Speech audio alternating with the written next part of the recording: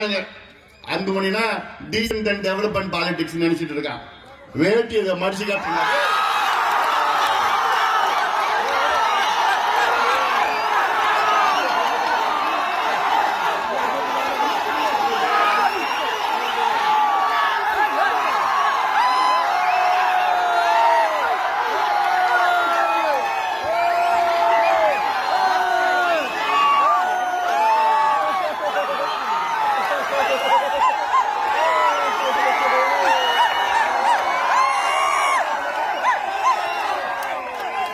இதுதான் எங்களுடைய ஆயுதம். சும்மா டீசென்ட் பேசிட்டு நினைச்சிட்டு இருக்காதீங்க. ஏன்னா இது என் மண்ணு, என் மக்கள், என்னுடைய வாழ்வாதார விவசாய பிரச்சனைகள்.